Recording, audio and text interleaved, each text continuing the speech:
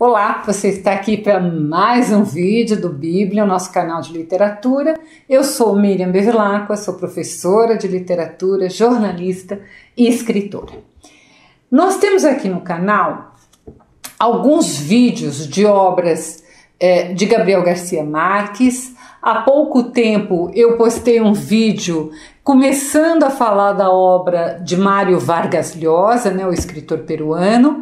E hoje eu vou entrar na obra de outro escritor, que é o mexicano Carlos Fuentes, E aí, qual é o percurso que eu estou fazendo, que eu estou sugerindo a vocês com esses vídeos, Eu estou trazendo para o canal os escritores do boom latino-americano. A gente chama em literatura exatamente desse nome, boom latino-americano, que aconteceu no século XX, nas décadas de 60 e 70. Como eu já disse em outros vídeos, os escritores latino-americanos, eles não eram conhecidos na Europa porque simplesmente eles não eram editados por lá, eles não eram publicados. Nos anos 60 e 70, principalmente 4 escritores começaram a ser publicados, tanto na Europa como nos Estados Unidos. Então, começa um movimento de descoberta da literatura sul-americana. E junto com a descoberta vem também uma valorização. Quem são esses 4 escritores? O colombiano Gabriel Garcia Marques, o peruano Mário Vargas Llosa, o mexicano, que nós vamos falar hoje, Carlos Fuentes, e também o argentino Julio Cortázar, que muito em breve você vai poder assistir um vídeo aqui no canal. Tem gente que cita a Isabel Allende, a chilena, mas a Isabel, ela vem na década de 80, então ela não é uma precursora como esses 4.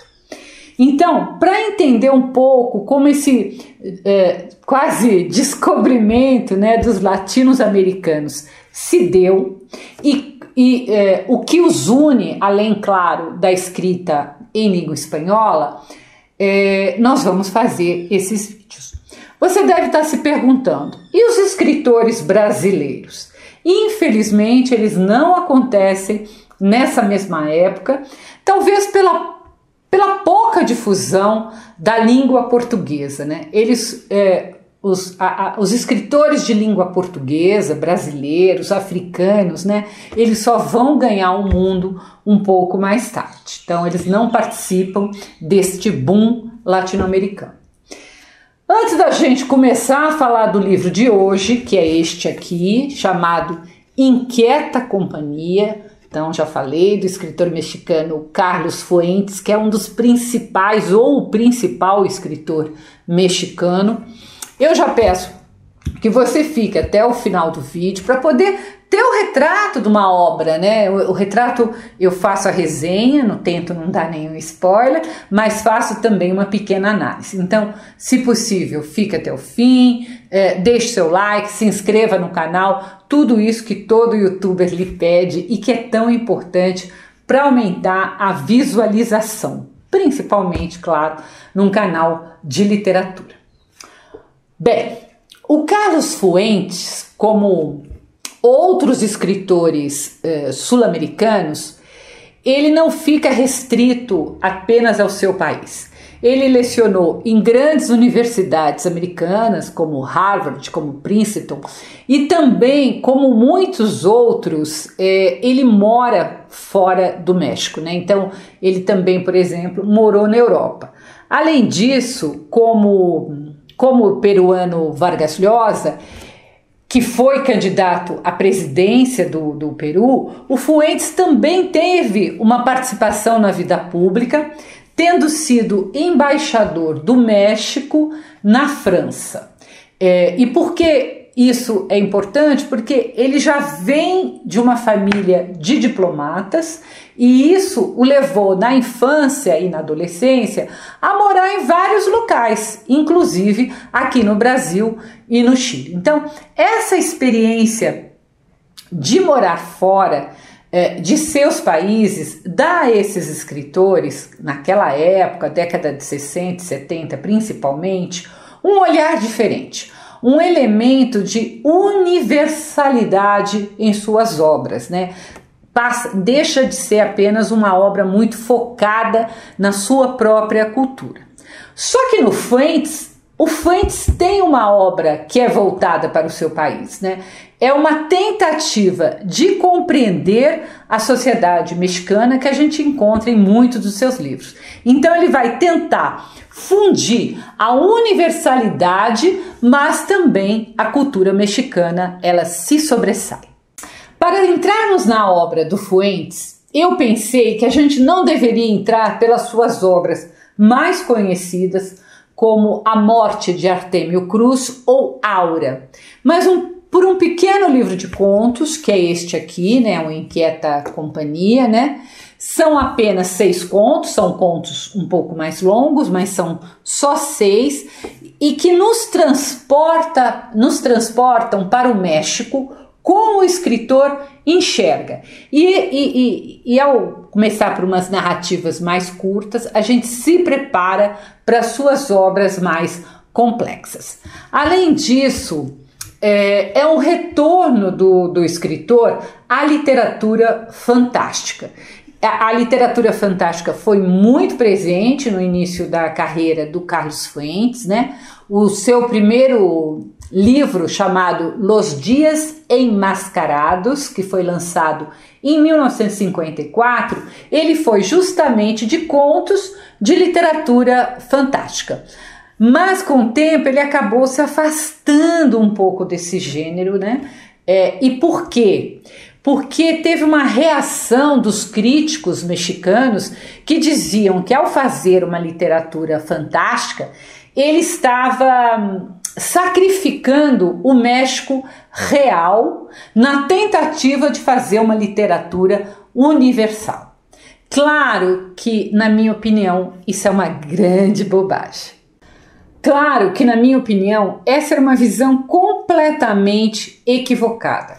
É possível você fazer uma literatura fantástica e que, ao mesmo tempo, pode ser uma literatura contextualizada, de crítica social. O próprio Garcia Márquez é um bom exemplo disso. Além disso, na minha opinião, literatura não é sociologia e, por isso, a sua função é contar uma história e não precisa ser uma literatura engajada. Hoje em dia está muito em moda, toda literatura tem que ser engajada. O próprio Fuentes, em entrevista ao jornal O Globo, em 2006, ele afirma que o compromisso primeiro de um escritor é com a linguagem e a imaginação, e não com a política. E eu concordo com ele. Tem obras que conseguem fazer muito bem uma contextualização, uma crítica social, mas nós não podemos exigir disso de todas as obras, né? E uma obra não deixa de ser menor se ela não fizer isso, né? Ela tem outros valores. Em Inquieta Companhia, lançada em 2004, os contos começam em um ambiente de absoluta normalidade, mas que aos poucos vão sendo povoados por seres fantásticos. Que seres são esses? São anjos, vampiros, fantasmas, bruxas, tendo como temas principais esses contos a solidão e a morte. Aliás, a morte, né, é um tema caro ao escritor, como se o tempo todo ele questionasse na sua narrativa, né? Se nós todos vamos morrer, se isso é um destino inexorável, para que a gente vive? Então, é como se ele estivesse nos perguntando isso o tempo todo. No primeiro conto, por exemplo, chamado O Amante do Teatro, um editor de cinema, né? Ele se apaixona platonicamente por sua vizinha de frente, que ele vê pela janela. Ele descobre que ela é uma atriz e diariamente ele vai ao teatro para vê-la em Hamlet, ela está encenando Hamlet, mas ele não tem coragem de ficar até o fim, até a cena em que a personagem da sua vizinha morre. Ou seja, o que o Fuentes está nos mostrando?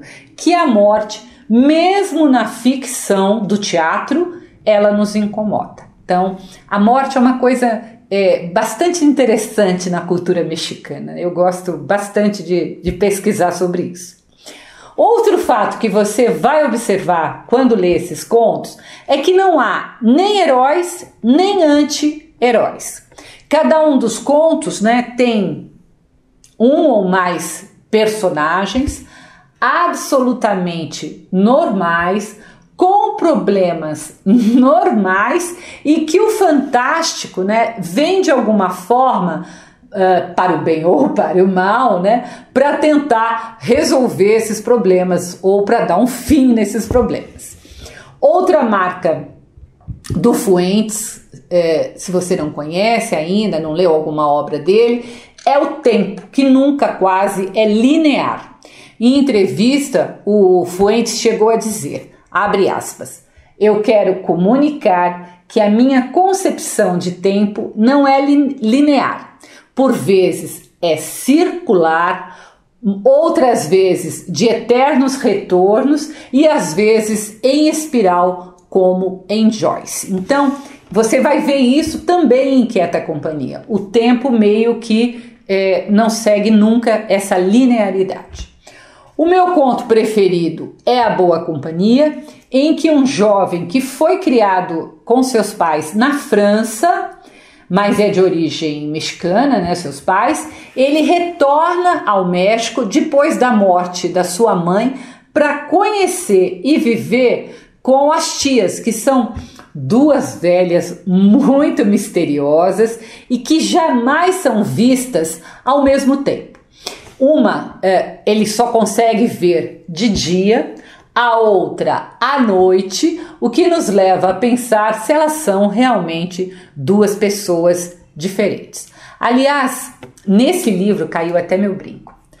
Aliás, nesse livro, como em outros personagens, são os personagens femininos da Inquieta Companhia que detêm o mistério, o que é muito interessante, como se a mulher tivesse um poder a mais do que os homens, né? Então, as figuras femininas são sempre mais interessantes, na minha opinião, do que as masculinas.